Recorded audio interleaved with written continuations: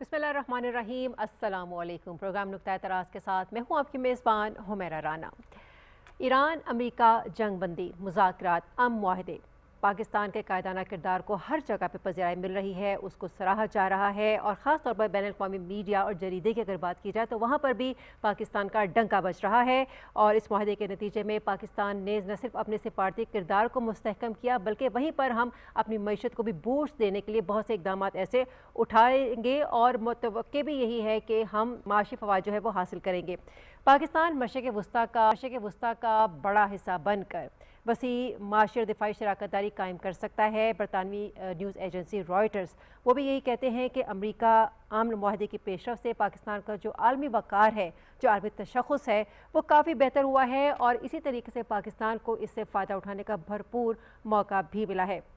अंदरूनी और बैरूनी इस्तेहकाम फराहम करने वाला मुल्क सरमायाकारी के लिए ज़्यादा मोतबर और पुरकशिश मकाम बन जाता है। आज के प्रोग्राम इस टॉपिक पर हम बात करेंगे और ये निकात उठाएंगे कि पाकिस्तान सिफारती महाज पर समेटने वाली कामयाबियों का माशी महाज पर किस तरह से दिफा कर सकता है, किस तरह से फ़ायदा उठा सकता है और किस तरीके से तमाम ममालिक के साथ अपने रवाबित को मज़ीद मजबूत बना सकता है। इसी टॉपिक पर बात करने के लिए हमने अपने मेहमानों को दावत दी है जो कि ज़ूम मौजूद हैं। साबिक सफ़ीर मियां सनाउल्लाह, माहिर बैन अल-अक़वामी मूड डॉक्टर रिजवान नज़ीर। मैं दोनों मेहमानों का अपने प्रोग्राम में शुक्रिया अदा करती हूँ जिन्होंने ख़ास तौर पर वक्त निकाला है इस टॉपिक पर बात करने के हवाले से।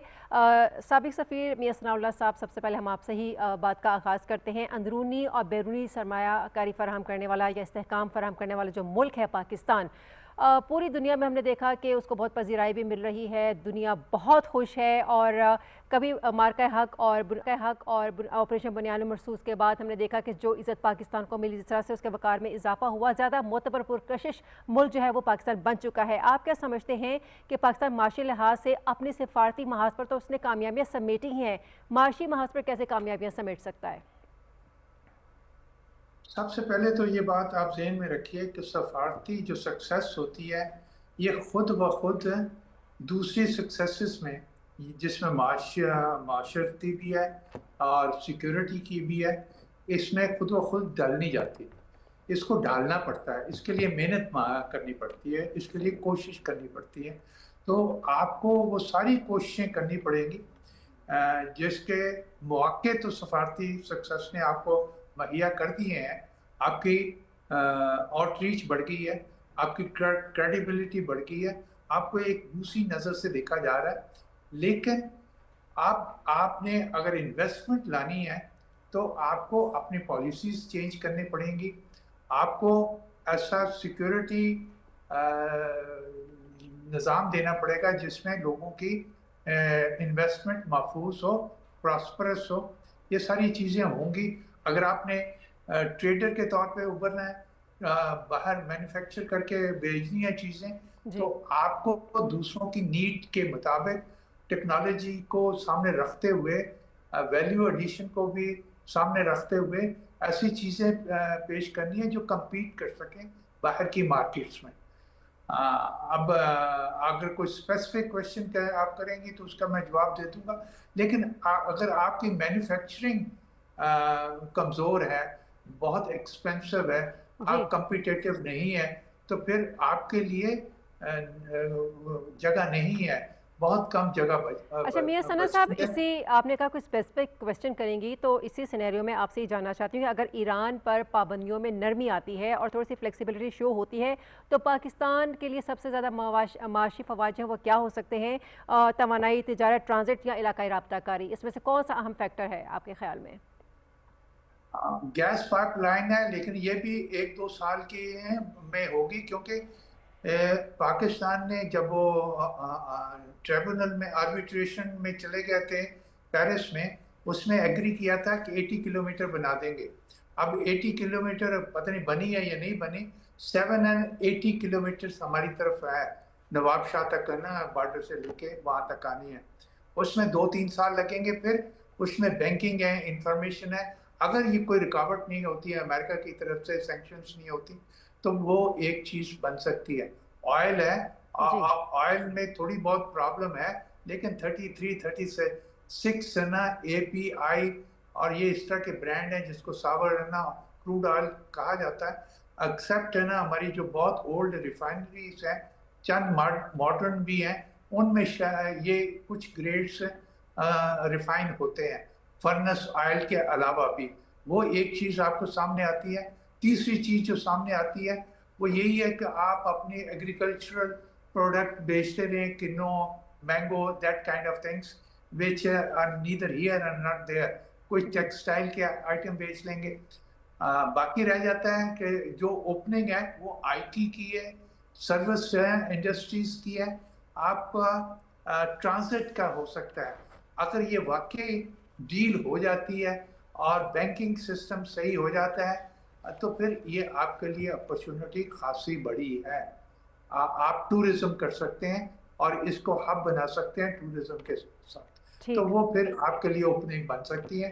लेकिन सर्विसेज में और ऑयल एनर्जी बेस्ड चीज़ों में, बाकी अगर आप ट्रेडिशनल एंगल से देख रहे हैं तो वो सिर्फ बॉर्डर तक के लिए ठीक है। बलूचिस्तान के लिए ओपन मार्केट जो बॉर्डर ना मार्केट्स लगती हैं वो चीज़ें, पेरिशेबल गुड्स वो अभी भी आती जाती हैं। वो वॉल्यूम तो बढ़ सकता है, मेरा ख्याल है कॉस्ट वाइज वो इतना नहीं बढ़ेगा जितना हमने हवा बना लिया है। सही। डॉक्टर रिजवान, आप सनाउल्लाह साहब की गुफ्तगू और उनका यही कहना था कि हम माशी फ़वाइद जो हैं वो डेफिनेटली हासिल कर सकते हैं। चैलेंजेस तो ऑफ कोर्स दरपेश है, लेकिन उनको ओवरकम भी किया जा सकता है। दुनिया में आज जियो पॉलिटिक्स से ज़्यादा जो है वो जियो इकनॉमिक्स की बात हो रही है। अब जो इस वक्त सूरत हाल बनी हुई है, आप क्या समझते हैं कि पाकिस्तान अपनी सिफारती कामयाबियों को माशी फ़वाद में किस तरीके से तब्दील कर सकता है, और साथ ही साथ इसके लिए मज़ीद क्या आप समझते हैं कि दाखिली जो इस्लाहात हैं वो भी उतनी ही ज़्यादा ज़रूरी हैं, दरकार हैं हमें? जी हमारा बिल्कुल ambassador साहब ने बिल्कुल दुरुस्त फरमाया। देखिए, जो अहम तरीन चीज़ इस वक्त है, जो इमीडिएट रिलैक्सेशन मिली है पाकिस्तान को, वो तो ईरान पाकिस्तान गैस पाइपलाइन की है। जी। अब देखें, अमेरिका के और इंटरनेशनल फाइनेंशियल इंस्टीट्यूशंस के दबाव की वजह से ईरान पाकिस्तान गैस पाइपलाइन तवालत का शिकार हो गई। अगर ये बन जाती है तो हम ये देखें कि 50% of Pakistan needs it caters for. अब 50% से जो करंट आपकी जरूरियात अगर वो पूरी होती तो इसका मतलब है आपकी इंडस्ट्री पहले और फिर आपके हाउस होल्ड दोनों को फायदा होगा। जब आपकी इंडस्ट्री के पास एनर्जी आ जाती है तो प्रोडक्शन जो मैं ये कहता हूँ कि अभी एम्बेसडर साहब ने भी उसका जिक्र किया, वो ये है कि हमें एक्सपोर्ट लेड इकोनॉमी की तरफ जाना है। एक्सपोर्ट लेड इकोनॉमी यही है कि पाकिस्तान में मैन्युफैक्चरिंग शुरू हो जाए। लेकिन जब तक मैन्युफैक्चरिंग शुरू, अब देखें जिस जगह पे पाकिस्तान इस टाइम खड़ा है जी। पाकिस्तान का पूरी दुनिया में जो पॉपुलैरिटी का ग्राफ है वो बहुत हाई हो चुका है, क्योंकि दुनिया की सबसे बड़ी ताकत अमेरिका जैसे मुल्क को पाकिस्तान ने मीडिएट किया है और वो ट्रस्ट करते हैं। हर जगह पाकिस्तान की तारीफ हो रही है। अब इस सफारतकारी की जो कामयाबी है इसको इकोनॉमिक सक्सेस में ढालने के लिए मेरा ख्याल है जो पाकिस्तान की ऑलरेडी एक्सपोर्ट्स हैं, जैसे टेक्सटाइल की हैं, उनको हम मजीद बढ़ा सकते हैं। हमारे पास new markets Africa, Latin America और आसियान जैसे कंट्रीज हैं। जीएसपी प्लस स्टेटस का जो खास तौर पे यूरोपियन मार्केट के साथ हमारा है, हम उससे ज्यादा इस्तेफादा कर सकते हैं। सारे के सारे जो यूरोपियन ममालिक अमेरिका के इत्तेहादी हैं। हमारी एक चीज बहुत इंपॉर्टेंट है आजकल जो दुनिया में, वो ये है पाकिस्तान की यूथ इस टाइम जो यूनिवर्सिटी से निकल रही है वो आईटी के मामलात में बहुत आगे हैं। अभी पाकिस्तान की एक स्टार्टअप $60 बिलियन की इलॉन मस्क ने खरीदी, पाकिस्तानी लड़का उसमें है। इस तरह का टैलेंट है पाकिस्तान में। तो मैं समझता हूँ आईटी के एक्सपोर्ट्स के ऊपर पाकिस्तान को खास तवज्जो देनी है। इंटरनल रिफॉर्म्स की आप बात कर रही है ना हमारा, मैं ये समझता हूँ उसके बगैर तो कुछ भी नहीं हम कर सकते। रीजन ये है कि इंटरनल रिफॉर्म्स में सबसे बड़ी बात है इन्वेस्टर का ट्रस्ट। एम्बेसडर साहब ने उसमें बिल्कुल रोशनी डाली कि जो इन्वेस्टर आता है वो तो पैसा इसलिए पाकिस्तान में डालता है कि वो इस पैसे से और पैसा कमा सके। मैं ये समझता हूँ पाकिस्तान बहुत मौजूद मुल्क है, लेकिन कुछ रिफॉर्म्स जिसमें ये खास तौर पे अगर कोई कंट्री में से कोई भी दुनिया का बड़ा इन्वेस्टर आता है वो पैसा डालता है, हम उसको इस तरह की इस्लाहात करके दें कि वो उसका पैसा सिक्योर रहे पाकिस्तान में, चाहे कोई भी मामलात हो। तीसरी चौथी चीज जो है, देखें इस वक्त पाकिस्तान के सेंट्रल एशिया खास तौर पे जिसे शुरू से ही देखा जाता था ये लैंड लॉक्ड है। बिकॉज ऑफ दिस मैं समझता हूँ इन मामलात के बाद belt and road initiative, China Pakistan economic corridor के बाद जो कनेक्टिविटी पाकिस्तान प्रोवाइड कर रहा है इन कंट्रीज को, मैं ये समझता हूँ वो इटसेल्फ बहुत बड़ी कामयाबी है कि वो ममालिक, अब देखें आजकल का जो दौर है ना रोड रेल और ब्लू इकोनॉमी का है, यानी कि मैरीटाइम कनेक्टिविटी, जी बिल्कुल कनेक्टिविटी। आप अब ये देखें अगर ये ममालिक पाकिस्तान के साथ अच्छे तरीके के साथ पाकिस्तान इनको प्रोवाइड करे access to the West Asia and beyond से मुराद जिसमें यूरोप भी आ जाता है, जिसमें अमेरिका भी आ जाता है, लैटिन अमेरिका, आसियान, सारे के सारे। तो मैं ये समझता हूँ पाकिस्तान की जो इकोनॉमी है इस टाइम, उसमें इतना पोटेंशियल है कि वो अभी ईरान के साथ 1.2 बिलियन यूएस डॉलर की ट्रेड है, जिसमें पोटेंशियल भला कितने 20 बिलियन यूएस डॉलर का पोटेंशियल आप इमेजिन करें कि हमारी नेबरहुड से इतना पैसा निकल आएगा। इट इज वेरी पॉजिटिव, खुशाइन बात है कि हमें आज़ादी मिल गई है अपने नेबरिंग कंट्री ईरान के साथ भी ट्रेड करने की, और कल्चरली इतना पॉजिटिव है कि हमारा जो एक टूरिज्म का सेक्टर है, मैं ये समझता हूँ उसी में इतना ज्यादा एक बूम आने वाला है बिकॉज ऑफ दिस। देखिए इंटरनेशनली जो प्रेशर था उसकी वजह से पाकिस्तान वो परफॉर्म नहीं कर पाया इकोनॉमी में, जो इस टाइम जहाँ पे हम खड़े हैं। तो वंस अगेन उसी बात की रिइटरेशन करूंगा जो एम्बेसडर साहब ने कहा कि सफारतकारी की जो कामयाबी है उससे अगर हमने इकोनॉमिक सक्सेस में तब्दील करना है तो माइनर और some major reforms are mandatory. सही। डॉक्टर रिजवान, आपकी बात से इंडोर्स करते हुए मैं मियां सनाउल्लाह साहब से ये चाहूँगी कि क्या ये कहना दुरुस्त होगा कि इस माहदे के बाद जो पाकिस्तान ने ईरान और अमेरिका के दरमियान करवाया है, पाकिस्तान मशरिक़ वस्ती और जो वस्ती एशिया जनूबी एशिया के दरमियान एक अहम माशी पुल बनाने की मुकम्मल सलाहियत रखता है? बेसिकली पाकिस्तान के पास बहुत 4 सीजन है, पाकिस्तान के पास लैंड है, पाकिस्तान के पास मेहनती लोग हैं, लेकिन कहाँ हम मार खाते हैं कि हमारे पास बिजली नहीं है, हमारे पास मैन्युफैक्चरिंग फैसिलिटी नहीं है, हमारे पास सिस्टम मैनेजमेंट सिस्टम नहीं है, वसाइल की कमी, मैनेजमेंट की पॉलिसीज हम आए दिन बदलते रहते हैं, हम इसमें भी सियासी टांके लगाते हैं। तो उसकी वजह से हम समझते हैं ये टांके लगने से हमारी लहाफ जो है वो खूबसूरत लगने लगा, लेकिन वो खूबसूरत तो शायद लगता होगा, लेकिन वो पायदार नहीं होता, जिसकी बना पे जो लोग यहाँ आते हैं और जो पाकिस्तानी भी बाहर से हुब्बे वतन के सरशार होके अपना पैसा यहाँ लगाने आते हैं, वो भी चंद महीनों के बाद, 4 सालों के बाद रोते पीटते यहाँ से चले जाते हैं। इसने अपॉर्चुनिटी आपको दी है, आपको इंट्रोड्यूस करवाया है, आपकी एक हाइब्रिड किस्म का सिस्टम है जिसमें थोड़ा सा इस्तेहकाम है, लेकिन आप ये देखें आपके घर के अंदर मुख्तलिफ जगहों पे मुख्तलिफ किस्म की आग लगी हुई है, जिसका नुकसान इस वक्त ये है कि जी घर में सुकून नहीं है, हर एक फर्द उसको, और जो मेजर बड़े हैं जो वो लगे हुए हैं इस फायर फाइटिंग में, जिसकी बना पे वो समझते वो बाहर भी उन्होंने की है, बाहर अपनी इनर ताकत तो है इस घर की, इस मुल्क की, उसके बेसिस पे वो कामयाब हो गए सफारत है ना कारी में, और वो इंडिया की सारी जो मेहनत थी वो अकारत गई हमको आइसोलेट करने में, लेकिन अंदर की आग तो आपने बुझाई नहीं, वो तो लगी हुई है। जब तक वो नहीं खत्म होगी तो आप कैसे है ना इकोनॉमिक फैसिलिटीज को, अपॉर्चुनिटीज को एक्सप्लॉइट कर सकेंगे? आपके पास कनेक्टिविटी का इतना ज़बरदस्त पहला फेज ख़त्म हुआ 23rd में, 10 साल हो गए, 2013 में स्टार्ट हुई थी वो, तो उसके बाद सेकंड फेज अब जो इंडस्ट्रियल है, मैन्युफैक्चरिंग का है, वो अभी तक स्टैंड स्टिल है। आपके पास पाइपलाइन है तो आपके पास अब ना अमेरिका की तरफ से अगर सैंक्शंस हट जाती हैं, वो बैंकिंग रिलीफ आ जाती है, तो ये पॉसिबिलिटी है।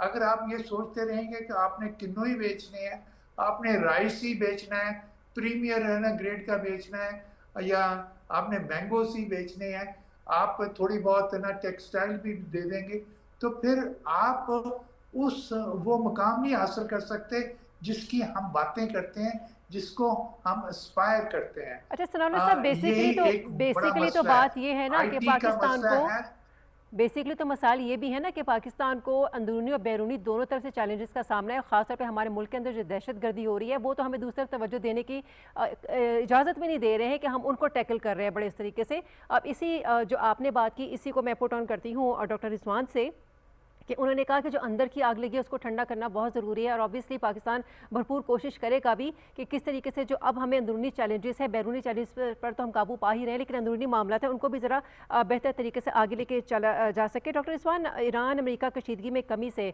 आप क्या समझते हैं कि CPEC, इलाकाई तिजारत, एनर्जी की बात की, तवानाई के हवाले से बात हुई, या तवानाई राहदारियों के हवाले से हम बात कर लेते हैं, निस्बतन ज़्यादा साजगार माहौल पैदा हो सकता है? जी बिल्कुल हो सकता है, डेफिनेटली। आप ये देखें, अगर हम मुताला करें ना, जैसे कि एक इकोनॉमिक स्टेट क्राफ्ट के नाम से किताब है, economic state craft, David Baldwin ने लिखी है।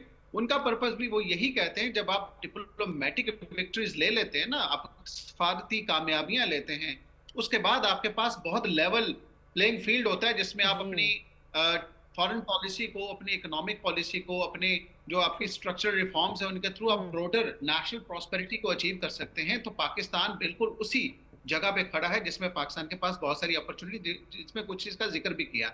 अभी आपने वो एक बात की कि टेररिज्म की, मैं ये समझता हूँ टेररिज्म अनफॉर्चुनेटली एक ऐसा कैंसर है, इससे निजात लाजमी है। लेकिन आज कल की दुनिया में अगर हम पढ़ते हैं या देखते हैं कि अभी पाकिस्तान ने काफी रिफॉर्म्स की हैं, जिसमें काइनेटिक के साथ नॉन काइनेटिक मेजर्स, जिन्हें मैं पर्सनली अप्रिशिएट करता हूँ, नॉन काइनेटिक मेजर्स के थ्रू हम बहुत सारी ऐसी चीजों में जिनमें आप, मैं समझता हूँ, बगैर using your weapons you can win the hearts and minds of the people. ये जो अप्रोच है, this is very positive approach. लेकिन वंस अगेन, जो अफगानिस्तान साइड से जो पाकिस्तान के अंदर मामला हुए, TTP का मसला हुआ, मैं ये समझता हूँ उसको भी पाकिस्तान ने अब निगोशिएशंस के थ्रू जब टैकल किया है ना, तो इंटरनेशनली भी यही कहा जा रहा है कि अगर अफगानिस्तान की साइड से ये दहशतगर्दी का मामला रुक जाता है, पाकिस्तान अफगानिस्तान ट्रेड, पाकिस्तान अफगानिस्तान के थ्रू सेंट्रल एशिया, पाकिस्तान और उसके बाद बियॉन्ड, जो देखिए अफगानिस्तान एक वो लैंडलॉक्ड है, उनको पाकिस्तान की ज्यादा जरूरत है, लेकिन वहां पे जो रजीम बैठा है उसको सिर्फ ये अंडरस्टैंडिंग अगर हो जाए कि कितना वो पाकिस्तान के थ्रू अचीव कर सकते हैं। और एक और चीज है, अगर इंडिया उसमें कोशिश करता भी है तो उनको अपने हाथ में लेने की, तो मेरा ख्याल है कि वो उनके लिए इस चीज की अब अंडरस्टैंडिंग होनी चाहिए कि पाकिस्तान इज इमीडिएट नेबर। उसके अलावा दूसरी चीज जो है, और भी मामला हैं पाकिस्तान में, जैसे अभी यूथ है, मैं ये समझता हूँ जितना पैसा पाकिस्तान की यूथ पाकिस्तान में कमा के भेज रही है, आप इमेजिन करें कि वो इंडस्ट्री पाकिस्तान में लग जाए, वहां से इन्वेस्टर आके पाकिस्तान में इनको एंगेज करे, तो फिनिश्ड प्रोडक्ट्स यहाँ से मिले। दुनिया में बड़े छोटे छोटे ममालिक हैं, हम तो दुनिया का ऐसा बेहतरीन मुल्क है। सनाउल्लाह साहब ने 4 मौसम कहा, फर्टाइल लैंड है। अभी मैं एक बात करना चाह रहा था, ऑर्गेनिक प्रोडक्ट्स पाकिस्तान दुनिया को एक्सपोर्ट कर सकता है। दुनिया में अमेरिका जैसे मुल्क में भी GMOs हैं, जेनेटिकली मॉडिफाइड ऑब्जेक्ट्स जो हैं, जिसमें आपके उसमें लोगों को बीमार होते हैं, उसका ये पाकिस्तान में संतरा, मैंगो, सब्जियां, फ्रूट्स सारे ऑर्गेनिक हैं, हमारी प्रोडक्ट्स ऑर्गेनिक हैं।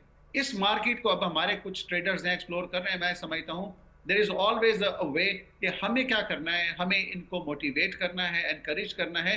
और देखें once again facilitation, one window जो होती है ना, ब्यूरोक्रेटिक चीजें होती है, पाकिस्तान में यही गिला रहा है बहुत सारे ट्रेडर्स का भी। अभी बहुत सारी ऐसी चीजें हो गई SIFC के बाद, बहुत सारी ऐसी चीजों को इंटरनेशनल ट्रेडर्स को एंगेज किया जा रहा है और उनकी जो कैपेसिटी, कुछ पाकिस्तानी कैपेसिटी बिल्डिंग की जा रही है। मैं ये समझता हूँ once we continue with this approach, तो वो वक्त दूर नहीं है, हमें इंडस्ट्री पे ध्यान देना है, मैन्युफैक्चरिंग पे। जब मैन्युफैक्चरिंग देखें, चाइना की सक्सेस स्टोरी हमारे सामने है, उनके 8 में से 2 जो थे इकोनॉमिक जोन्स कामयाब हुए थे, शेंजन वाला था और दूसरा। पाकिस्तान में 8 इकोनॉमिक जोन्स इसके थ्रू हैं, अगर उनमें से 1-2 कामयाब भी हो जाते तो I think we are on a pathway to progress. तो I am very optimistic about it कि हम एक बेहतर मुस्तकबिल की तरफ जा रहे हैं। लेकिन वंस अगेन कठिन रास्ते आएंगे, जिसमें टेररिज्म भी आपको डिस्टर्ब करेगा, इंडिया ऑपरेशन सिंदूर करने की कोशिश करेगा, लेकिन हमें डिप्लोमेसी के थ्रू चीजों को रिजॉल्व करना है और इन्वेस्टर का ट्रस्ट बढ़ाना है, ताकि पाकिस्तान में इन्वेस्टमेंट जितनी अच्छी होगी उतनी मैन्युफैक्चरिंग बेहतर होगी। सनाउल्लाह साहब, कठिन रास्ते हैं, चैलेंजेस हैं और मंजिल पर भी हमें पहुंचना है, और ऑब्वियसली हम मंजिल तभी पहुंच पाएंगे जब हम इन तमाम चैलेंजेस को, कठिनाइयों को अबूर करना सीख भी जाएंगे। अगर खित्ते में मुस्तकिल अमन कायम होता है तो पाकिस्तान की जो बरामदात हैं, लॉजिस्टिक्स हैं, शिपिंग है और ट्रांसपोर्ट सेक्टर, उसको कितना फ़ायदा पहुँच सकता है? पाकिस्तान किस तरह से भरपूर से फ़ायदा उठा सकता है? बेसिकली आप इन जनरल टर्म्स में बात करना चाहते हैं तो बहुत ज़्यादा स्कोप नज़र आपको आता है जी। अगर आप अपनी कैपेबिलिटीज़ को, अपनी जो पैदा कर रहे हैं अपने मुल्क के अंदर, उसको एक्सपोर्ट ओरिएंटेड बनाना चाहते हैं, फिर आपको थोड़ा सा लिमिटेड स्कोप नजर आता है। ठीक इसकी है। वजह ये नहीं है कि जी बाहर अपॉर्चुनिटीज नहीं है, वजह ये है कि कास्ट हमारे यहाँ ज्यादा है। अब वो उसकी वजूहात आपको भी पता है, मेरे दूसरे डॉक्टर उस्मान साहब को भी पता है, सभी को पता है। अब अपॉर्चुनिटीज जब सक्सेस होती है सफारती सतह पे अपॉर्चुनिटीज मिलती हैं, वो कन्वर्ट वो कर सकते हैं मुआशी और ना इकोनॉमिक डेवलपमेंट जी। की सूरत में। हम्म। लेकिन यहाँ हमें सफारती जो कारनामा हमने सरंजाम दिया है, जिसकी तरफ आपने तस्करा किया, जिसको पैक बना के पिवट बना के आपने उस पर डिस्कशन की है, जी। वो एक सालसी का रोल है। और वो हमने बड़ा उससे हमें आउटरीच हमारी बढ़ गई है, हमारे क्लोज क्वार्टर्स में आवाज चली गई है। जी। इसका मतलब ये है कि हमारी आवाज को बड़ा सीरियसली सुना जाएगा हम्म। और हमें वो लॉबियस्ट बनाने की है ना अपॉइंट करने की जरूरत नहीं होगी। हमारी तरफ एक सॉफ्ट अप्रोच होगी वेस्टर्न वर्ल्ड की और खलीज के लोगों की, जो जी। कि जहां हमारे स्ट्रेंथ है फाइनेंशियल है ना अर्निंग की, वो हम्म। रीएम्बर्समेंट में हो और या फिर एक्सपोर्ट की सूरत में हो, ये हम्म। वो चीजें हैं। अब आप पैदा क्या कर रहे हैं वो देखें। आप टेक्सटाइल की इंडस्ट्री आपकी बंद पड़ी हुई है, इस बजट के दौरान कितनी बातें चली हैं, आप उनको रिवाइव करें, तब आप इसकी बात कर सकते हैं। हम्म। कोई बात वो कर रहे थे कि हम फिशरीज में ईरान को बहुत ना भेज सकते हैं, तो हम्म। जब मैंने इनका स्टडी किया 11,000 से लेकर 17,000 इस किलोमीटर उनका कोस्ट लाइन है, वो तो खुद भी वहाँ बहुत है ना चीपर अंदाज में श्रिम्प्स और ये वो सारा कैस्पियन है ना सी भी है। मैंने वहाँ 3.5 साल गुजारे हैं जी। अपनी डिप्लोमेटिक लाइफ में वहाँ, तो हम्म। मुझे पता है कि वो वहाँ भी सस्ता था। अब आप बातें करते हैं कि जी वहाँ से खजूरें आ जाएंगी, खजूरें तो नहीं, यहाँ से खजूरें चली जाएंगी। हम्म। खजूरें तो वहाँ की हमारी मार्केट बड़ी पड़ी है, उनका ना सेब अभी भी यहाँ बिकता है। ये हम्म। तो चीजें छोटी हैं। आप फिर कहते हैं कि सीमेंट है ना चला जाएगा, सीमेंट वहाँ है, आपका स्टील का स्ट्रक्चर, उनका हम्म। कंस्ट्रक्शन का स्ट्रक्चर अलग से है, हमारी तरह ईंटों से नहीं बनता। तो ये वो चीजें अपनी जगह पे हैं, ये हम नीश पैदा कर सकते हैं क्योंकि उनकी तबाही बहुत हुई है, उनको ये चीजें चाहिए होंगी, हम्म। हम ये प्रोवाइड कर सकते हैं ये, लेकिन जरूर। लिमिटेड में होंगी, हम्म। महदूद होंगी। वही बात आ जाती है, अगर आप वाकई सीरियस हैं, अगर आप फोकस्ड हैं, अगर आप करना चाहते हैं मुल्क के लिए, तो जी। आपको अपनी इंडस्ट्री को ठीक है। कुछ देना पड़ेगा, ठीक। खून देना पड़ेगा, और जी। फिर आपको कंसेशन देनी पड़ेगी।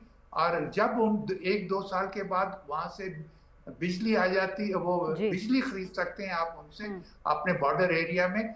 अगर वो गैस आ जाती है, पेट्रोल उनका ऑयल आ जाता है और उसको आपकी रिफाइनरी रिफाइन करना शुरू कर देती है, तो सही। आपकी मैन्युफैक्चरिंग कम हो सकती है। True. Then you can become competitor और आपके लिए अपॉर्चुनिटी स्काई भी हो सकता है।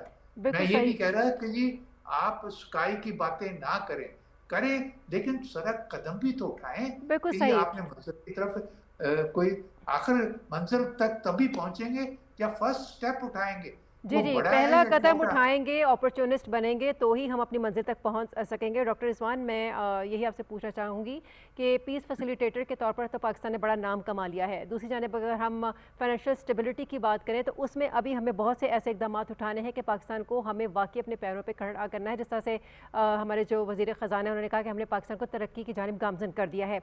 अब ईरान पर जब पाबंदियों में नरमी की जाती है, तो पाकिस्तान के लिए तवानाई, तिजारत और जो ट्रांज़िट फ़ीस है, उसके मद में अरबों डॉलर के मौके पैदा हो सकते हैं। क्या आप समझते हैं कि ये जो मौके पैदा हो सकते हैं, इससे पाकिस्तान खातिर खा फ़ायदा उठा सकता है, ताकि अपनी जो इकनॉमिक सिचुएशन है, जो फाइनेंशियल सिचुएशन है, उसको अच्छी तरीके से टैकल कर सके? जी हमारा बिल्कुल उठा सकता है पाकिस्तान इसमें। देखें, पाकिस्तान के पास अभी जो पोर्ट्स हैं, पोर्ट्स के हवाले से अगर हम बात कर लें, कराची पोर्ट जो है, जी। पोर्ट कासिम है, गवादर पोर्ट एक हम्म। एडिशन हो गई, और ये इनकी गवादर की पोर्ट की जो ख़ास तौर पे है लोकेशन, उससे मैं समझता हूँ जो इस्तेफादा किया जा सकता है वो नहीं हो पा रहा। इसमें मैं समझता हूँ जो कार्गो क्लियरेंस है ना पाकिस्तान में, वो जी। स्लो है। अगर इसको प्रोसेस लेट करेंगे तो मैं समझता हूँ जो ट्रांजिट होता है ना, शिप जो आते हैं वो यहाँ पे स्टे करते हैं, डॉक करते हैं, उसके बाद वो चांद लोड करके आगे चले जाते हैं। उसमें ये सिंपल सा है। देखिए सिंगापुर जैसा मुल्क जिसके पास कोई नेचुरल रिसोर्सेज है, उसने अपनी इस चीज को ऊपर तवज्जो दी कि उनकी जो स्ट्रेंथ है, मैं समझता हूँ पाकिस्तान की बहुत बड़ी स्ट्रेंथ है, जहाँ पे माउथ ऑफ पर्शियन गल्फ पे पाकिस्तान के गवादर पोर्ट है, कराची पोर्ट देख लें, साथ है बिन कासिम पोर्ट है। इन पोर्ट्स के ऊपर अगर हम एक लेटेस्ट इंफ्रास्ट्रक्चर बना दें जिसके ऊपर आपकी कार्गो क्लियरेंस जल्दी से हो, शिप्स आके डॉक करें, इसी के ऊपर मैं कहता हूँ पाकिस्तान का जो रेवेन्यू है वो इतना मैसिव जनरेट होगा कि वन कैन नॉट बिलीव। अभी ईरान के इसके बाद मैं समझता हूँ खासतौर पे डील के बाद हो जाती है तो बहुत ज्यादा फायदा होगा। दूसरी बात ये आती है कि अभी आजकल की दुनिया में इतना फर्टाइल लैंड, जिससे मैंने भी पहले बात की, इसमें एआई का इस्तेमाल बड़ा कम है। हमारा किसान आज भी उसी तरीके से पानी दे रहा है, उसी तरीके से काश्त कर रहा है। एआई का मतलब यह है कि किसान को फौरन फोन या उसके पास जो डिवाइस है देखे कोई जो बीमारी फैल रही है, फौरन पता चले हमारी प्रोडक्शन बढ़ रही है। प्रोडक्शन जब बढ़ जाती है तो मेरा ख्याल है वो चीजें जाया नहीं होती, वो मार्केट में आती। तीसरी चौथी बात देखें, हमारी जो ब्लू इकोनॉमी है उस पर बहुत सारे पाकिस्तान के ऐसे लोग वो कहते हैं पाकिस्तान के पास 1000 किलोमीटर से ज्यादा की कोस्ट लाइन है, उसके जी। बावजूद हमारा जो 1% है जीडीपी का वो हम कंट्रीब्यूट कर रहे हैं थ्रू ब्लू इकोनॉमी।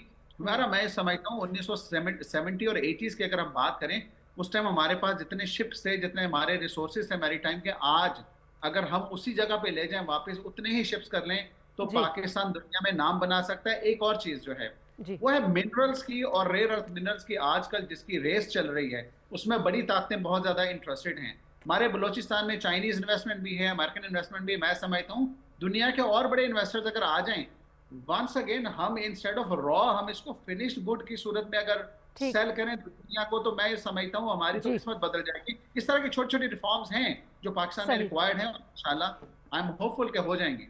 बिल्कुल सही, दुरुस्त फरमाया। रिफॉर्म्स की हमें ज़रूरत है और पाकिस्तान जब ये बीड़ा उठाएगा तो हो भी जाएगी। बहुत बहुत शुक्रिया डॉक्टर रिजवान नसीर, हमारे साथ लाइन पर मौजूद थे। साबिक सफी मियां सनाउल्लाह साहब भी हमारे साथ लाइन पर मौजूद थे, उन्होंने वक्त दिया, इज़हार ख्याल किया इस टॉपिक के ऊपर। बढ़ेंगे अपने अगले टॉपिक की जानिब, लेकिन उससे पहले लेंगे एक ब्रेक। स्टे विद अस।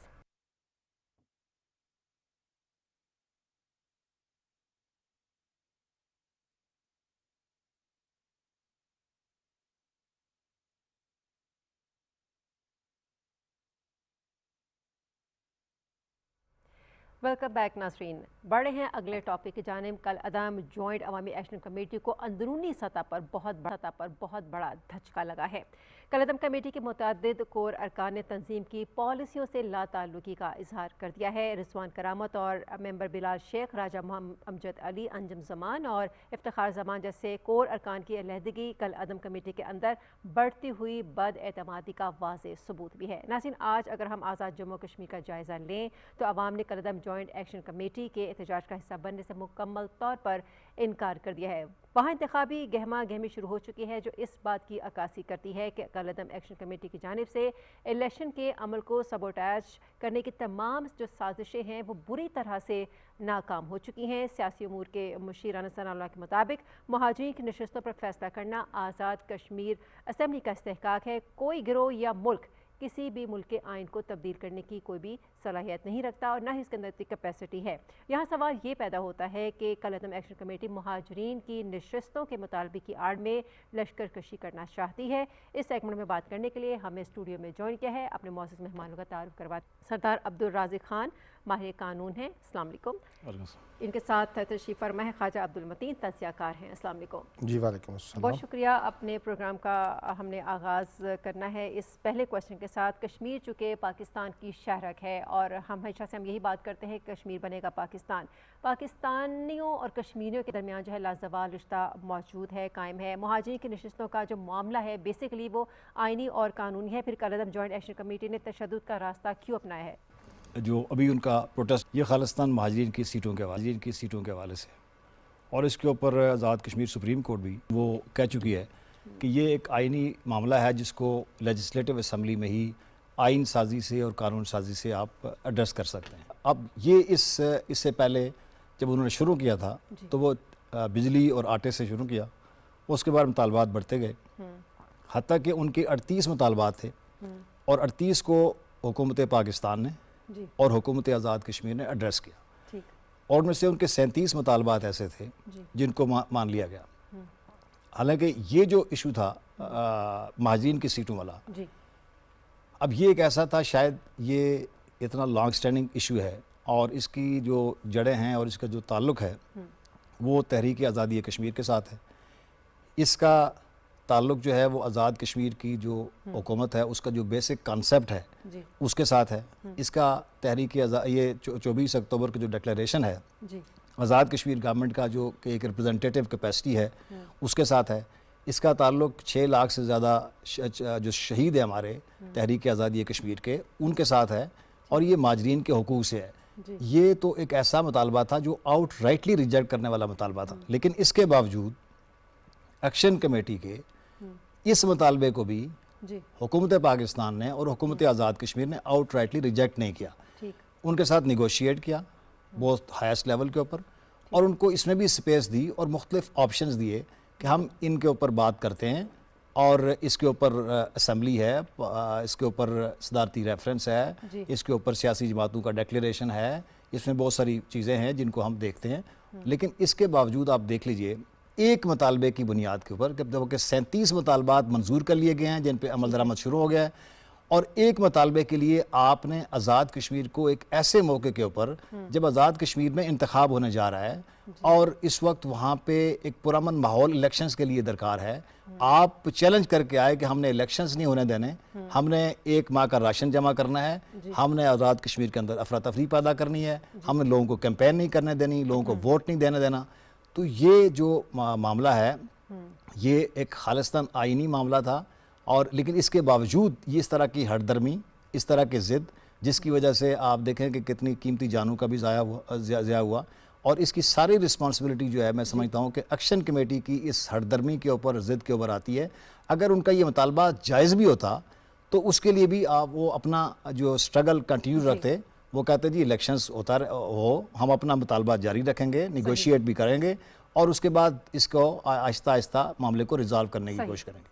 अब जिस तरह से कोर अरकान हैं वो आहिस्ता आहिस्ता अपनी पॉलिसी से ताल्लुकी का इजहार कर रहे हैं, खैर साहब क्या ये इस बात का सबूत है कि जॉइंट एक्शन कमेटी जो है वो वाकई दर हकीकत अपनी साख हो चुकी है, जो आहिस्ता आहिस्ता करके सब इससे अलहदगी इख्तियार कर रहे हैं? जब कोई जमात जिसका एजेंडा अवामी हकूक़ के नाम पर वो सामने आए और बीच में से निकल आए आइनी मामलात, आइनी जो मामला है महाजरीन की जो नुमाइंदगी है आज़ाद कश्मीर कानून साज असम्बली में, उसकी अफादियत पर बहुत ज़्यादा गुफ्तगू हो चुकी है।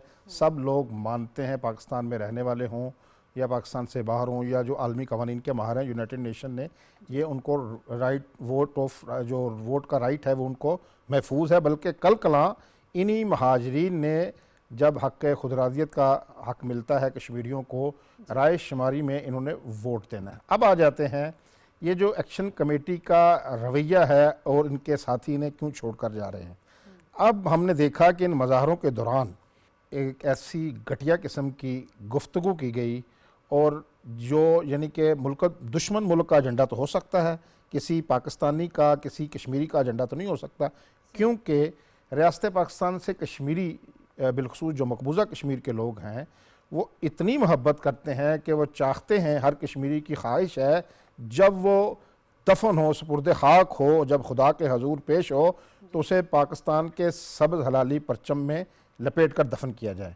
अब जबकि उनके स्टेजेस से इस तरह की गुफ्तगू, इश्ताल अंगेज़ गुफ्तगू जो सामने आ रही है, इससे जो कोर कमेटी के अरकान जैसे कि आपने कहा है कि इफ्तिखार जमान साहब, राजा अमजद अली एडवोकेट, अंजम जमान और बाकी जो लोग हैं, अब इनके सामने ये इनकी आंखें खुल गई हैं। जो बात बारहा हम भी कर रहे थे और भी कुछ लोग कर रहे थे, मुस्लिम कॉन्फ्रेंस के ज़ोमात तो शुरू दिन से ये कह रहे हैं इनका एजेंडा कुछ और है। अब लोग इनसे अलहदगी इख्तियार करना शुरू हो गए हैं जब इनका वाशगाफ एजेंडा सामने आ गया है, क्योंकि ये सारे का सारा एजेंडा आपने देखा जो ओवरसीज़ कश्मीरी जो इनके कारकुन हैं जिनको फीड किया गया कहीं से, उन्होंने जो रियासत पाकिस्तान के ख़िलाफ़ गलीज़ ज़बान इस्तेमाल की तो उससे इनका एजेंडा यहाँ हो गया है। अब मैं समझता हूँ बड़ी तेज़ी के साथ लोग इनसे लातल्लुकी का इजहार कर रहे हैं और ये वजह है, देखिए जब किसी को नहीं पता था, उन्होंने कहा कि हमें इन्होंने 2.25 रुपये बिजली फी यूनिट लेकर दी है, आटा सस्ता करा के दिया है, तो ये अवामी हकूक़ का मुतालबा करते करते आगे चले जाएंगे। सारी दुनिया ने ये बात की है कि ये जो 12 महाजिरीन की नशस्तों का मामला है, ये एक आइनी मामला है और ये असम्बली की 2/3 अक्सरियत से होना है। तो आपको अगर चाहते हैं तो असम्बली मेंबरान जो भी मुंतखब नुमाइंदे हैं उनके पास जाइए, उन्हें कायल कर लीजिए। डेमोक्रेसी तो यही कहती है ना, जमहूरियत सिर्फ नाम नहीं है, जमहूरियत रवैया भी रवैये का नाम है ना। आप उनको कायल नहीं कर सकते। अच्छा जी, आपका करना चाहते हैं, आप कहते हैं जी आपका दावा है कि हम बड़े मकबूल हैं, आइए इलेक्शन लड़िए। क्या पैमाना है? किसी की मकबूलियत का पैमाना जो जदीद दुनिया ने बनाया है वो है वोट। आप वोट के ज़रिए अपने बन जाइए नुमाइंदे, अपने अरकान वोट उनको टिकट दीजिए, जमात रजिस्टर करवाएं इलेक्शन कमीशन में, इंतखाबात में हिस्सा लें, और जब आपको वोट लोग मुंतखब कर लें तो आइए कानून साज असम्बली में बैठिए और जो आपका मन मर्जी दिल चाहता है वो कानून साजी कीजिए। लेकिन ये कभी नहीं हो सकता कि आप किसी का बाजू मरोड़ कर ये समझें या किसी के गन पॉइंट पर ये कहें कि आप ये मुतालबा मंजूर करें। इससे पहले बड़ी साहिब बात की सरदार अब्दुल राज़िक एडवोकेट साहब ने कि ऑल पार्टीज कॉन्फ्रेंस बुलाई गई और यहाँ से हाई पावर कमेटी वहाँ गई, जिसमें साबिक़ वज़ीर-ए-आज़म पाकिस्तान राजा परवेज़ अशरफ ने और जो कमरज़मान कायरा साहब बड़े मोतबर तरीन पाकिस्तान के रहनुमा, राना सनाउल्लाह साहब, तारिक फजल चौधरी साहब, कमरज़मान कायरा साहब ने ठोड़ी पकड़ कर कहा इनके एक लीडर की, भाईजान आई मैं आपसे भीख मांगता हूँ कि आप इसको इस मामले को 10 दिन के लिए मौखर कर दें। उनका आगे से ये कहना था कि अगर आप अब ये मुतालबा मान भी लें तो हम लॉन्ग मार्च हर सूरत करेंगे, यानी कि धमकी, धौंस, हट दर्मी, और फिर जब एहतजाज करना है मुसल्लह एहतजाज।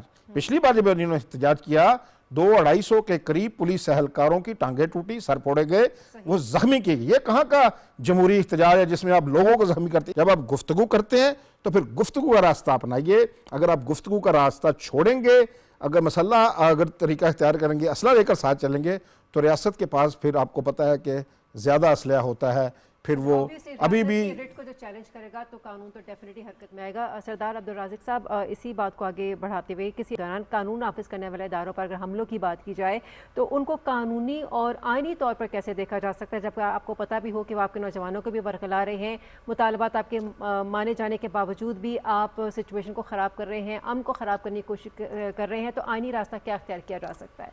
देखिए, एक तो ये है कि आप अपने एक पीसफुल स्ट्रगल करते हैं और उसमें भी अगर आप बदअमनी पैदा करते हैं, आप धमकियां देते हैं, आप रियासती इदारों को चैलेंज करते हैं, आप असलहा उठा लेते हैं, आप तोड़ फोड़ करते हैं, आप लोगों का जिस तरह जैसे ख्वाजा अब्दुल मतीन साहब ने कहा कि आप जो सिक्योरिटी इदारों के लोग हैं, लॉ इन्फोर्समेंट एजेंसीज़ हैं, उनके लोगों की लाशों की बेहुरमती करते हैं उनको कत्ल करने के बाद, तो वो तो आप उस रियासत के पास पूरा इख्तियार है कि वो बड़े स्टर्न एक्शन ले, स्टर्न हाथों से उनको निपटे।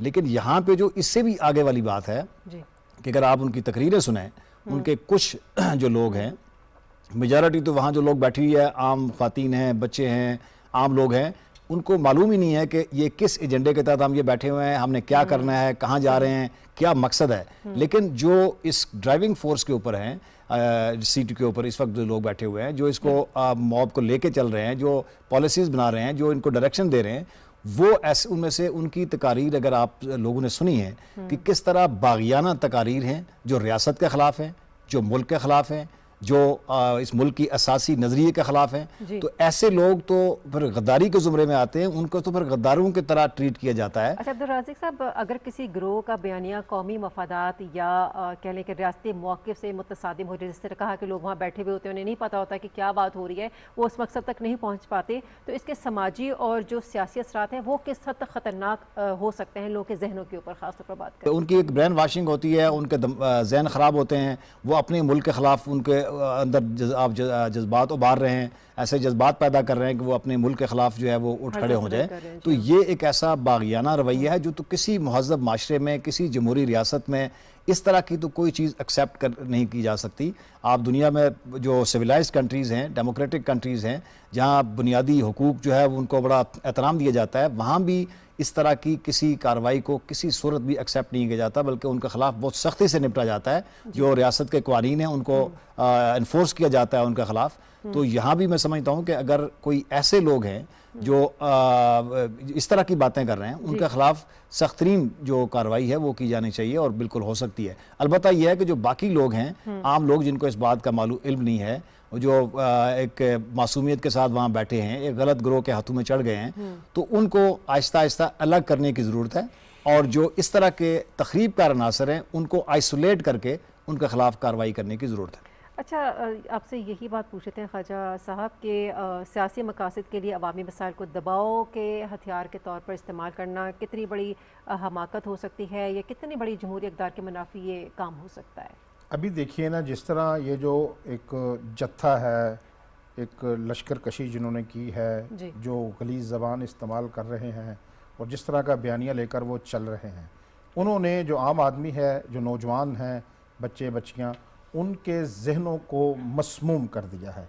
जब आप नौजवान बच्चों को इस हवाले से मसमूम कर दें, आपके साथ कोई हमदर्दी कर रहा हो, आप उसे ये बताएं कि आपके साथ ये दुश्मनी हो रही है, तो मैं समझता हूँ ये कश्मीरियों के साथ वो इतना बड़ा जुल्म है जो इससे पहले कभी रवा नहीं रखा गया। एक तरफ मकबूजा कश्मीर के लोग हैं जो अपनी जानों के नजराने पेश कर रहे हैं रियासत पाकिस्तान के लिए, एक ग्रोह इधर बैठकर और वो फ़िक्री इंतशार फैला रहा है। अभी भी मैं समझता हूँ रियासत पाकिस्तान ने बड़ा तहम्मुल, बुर्दबारी, दरगुजर का मुजाहरा किया, इनके ख़िलाफ़ अभी उस तरह एक्शन नहीं लिया। आज भी कौमी असम्बली में भी बड़ी तकारीर भी हुई, सारी चीज़ें इस बात पे लोग समझते हैं, पाकिस्तान के लोग, सियासतदान भी, कि यह मामला खुश असलूबी से हल हो जाए। लेकिन यह मामला किस तरह यक तरफ़ा तौर पर हल होगा? 3 बार आज़ाद कश्मीर हुकूमत और वफाकी हुकूमत ने उनके जायज़ नाजायज़ मुतालबे तस्लीम कर लिए। इससे उनकी जो मकबूलियत में इजाफा, उनको बूस्ट मिला, इससे अवाम आमतुन्नास जो है उनकी तरफ मुतवज्जो हुई और उनको लोगों को गुमराह करने का एक सुनहरी मौके में असर आए। लेकिन मैं समझता हूँ कि इसके खिलाफ, जिस तरह सरदार आज़ाद साहब ने कहा है कि रियासत अगर नहीं एक्शन लेगी तो फिर कौन लेगा। अभी भी उन्होंने जब मौलाना फजल रहमान साहब को कहा कि हम उन्हें सालस मुकर्रर करते हैं, तो मौलाना ने बड़ी साहिब तजवीज़ दी है मेरे ख्याल में, उसको भी तस्लीम नहीं किया।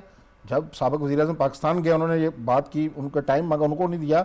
मौलाना फजल रहमान साहब ने कहा कि अभी मुहर्रम अल हराम है, वैसे भी ये हुर्मत का महीना है, आप मुहर्रम के इख्तराम में इस धरने को मनसूख कर दीजिए। मैं आपकी सालसी की पेशकश कबूल करता हूँ, आपके साथ बैठकर मैं बात करवाऊंगा। लेकिन उन्होंने इसको भी तस्लीम नहीं किया।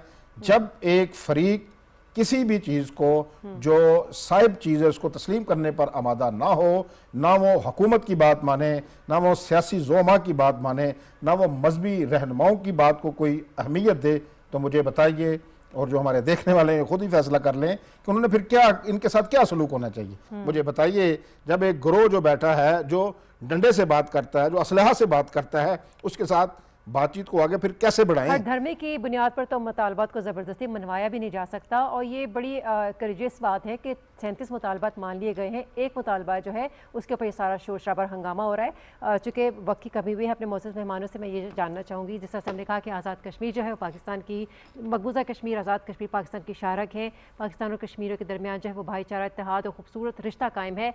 आज़ाद कश्मीर इंतखाबात जो हैं वो सर पर हैं, क्या माहौल देख रहे हैं? आप लोगों से मुख्तसरन इसका जवाब लेना चाहूँगी। कश्मीर के लोगों ने पाकिस्तान बनने से पहले 19 जुलाई 1947 को करारदाद इलाके पाकिस्तान मंजूर करके पाकिस्तान के साथ अपने मजबूत रिश्ते की बुनियाद रखी थी, और वो कायम है। और आज़ाद कश्मीर का जो आज़ाद खित्ता है, जहाँ पे एक आज़ाद हुकूमत रियासत जम्मू व कश्मीर कायम की गई थी, सारी रियासत की नुमाइंदा हुकूमत, वहाँ पे हमेशा आज़ाद कश्मीर पाकिस्तान का एक नज़रियाती और दफ़ाई किले की हैसियत से हमेशा रहा है। और वहाँ कभी भी इस तरह की कोई तखरीबकारी, कोई नज़रियाती तखरीबकारी जो है वो पनप नहीं सकी। ये पहली दफ़ा बदकिस्मती से कुछ ऐसा माहौल पैदा किया गया है लोगों के बुनियादी हुकूक को एक्सप्लाइट करके, जिसकी वजह से एक इंतखाबात में भी रखना अंदाजी करने की कोशिश की जा रही है। लेकिन इस वक्त आप देखिए कि आज़ाद कश्मीर में इंतखाबात का बगल बच चुका है, लोगों ने अपने कागजात नामजदगी दाखिल कर दिए हैं। और आज़ाद कश्मीर में 1985 के बाद आज तक कभी भी ये इंतखाबी तसलसल जो है, जमहूरी तसलसल टूटा नहीं है, ये कंटिन्यू रहा है। और आज भी इस बात की ज़रूरत है कि ये कंटिन्यू रहे और इस तरह की कोई तकरीबकारी, कोई रखना अंदाजी ठीक। जिससे इलेक्शन मुतासर हो, जी। उसको किसी सूरत भी कामयाब नहीं होने देना चाहिए। जी खरा साहब, इंतखाबी गहमा गहमी शुरू हो चुकी है, जो इस बात की अक्कासी कर रही है कि कलअदम जॉइंट एक्शन कमेटी है, उसकी तरफ से इलेक्शन केबल को सबोताज करने की जितनी भी कोशिशें हैं उसको नाकाम बना दिया गया है। आपका पॉइंट ऑफ व्यू लेना चाहूँगी। 45 हलकों में 1200 जो 65 उम्मीदवार हैं, ये उन्होंने कागजात नामजदगी दाखिल कराए हैं। तो आप खुद ही अंदाज़ा लगा लीजिए कि जो 12 महाजिरीन की नशस्तें हैं वहाँ से भी लोग अपने कागजात नामजदगी दाखिल करा चुके हैं, और 33 जो आज़ाद कश्मीर के हल्के हैं। तो लोगों का जोशो खरोश, पहले भी आज़ाद कश्मीर के लोग बड़े सियासी शऊर वाले लोग हैं। ये इन्होंने जो गलीज़ ज़बान इस्तेमाल करके एक आज़ाद कश्मीर का जो एक संजीदा चेहरा था, एक मुदब्बराना आज़ाद कश्मीर का फेस था, तशख़्ख़ुस था, उसको मसक करने की कोशिश की है। आज़ाद कश्मीर के लोग हमने देखा है, लोगों ने रैलियों की सूरत में वहाँ गए हैं, कागजात नामजदगी अपने दाखिल कराए हैं। और आज भी लोग जो सियासतदान हैं उन पर बड़ा भरोसा रखते हैं, उन पर बड़ा इत्मीनान करते हैं। लेकिन जब कोई गिरोह डंडे से बात करता है या अपनी ज़बान दराजी करता है, तो लोग जो शरीफ लोग हैं वो दब ज़रूर जाते हैं। लेकिन ये आप देखिएगा, 27 जुलाई को पोलिंग डे है, अभी एक माह से कुछ अर्सा 2-4 दिन रहते हैं। आप देखिएगा, आप आने वाले दिनों में ये मुहर्रम अल हराम जैसे ही अशूरा ख़त्म होता है तो आज़ाद कश्मीर के आपको भरपूर तरीके से सियासी गहमा गहमी नज़र आएगी। वहाँ बड़ी जमातें मौजूद हैं, मुस्लिम लीग नून के ज़ोमा हैं, मुस्लिम कॉन्फ्रेंस है, पीपल्स पार्टी के लोग लीडरान हैं, इस तरह बाकी जमातें भी, ये भरपूर तरीके से जब भी इंतखाब होते हैं आज़ाद कश्मीर में बड़ी भरपूर कंपेन चलती हैं और बड़े जोशो खरोश से लोग उसमें हिस्सा लेते हैं, अपने मुंतखब नुमाइंदे चुनते हैं। ठीक, सरदार अब्दुल राज़िक खान साहब और ख्वाजा अब्दुल मतीन साहब, बहुत शुक्रिया, आप तशरीफ़ पॉइंट ऑफ व्यू दिया। इसके साथ ही प्रोग्राम अपने अख्तिताम को पहुँचता है। इजाज़त दीजिए, अपना ख्याल रखिए। अल्लाह हामी नासर।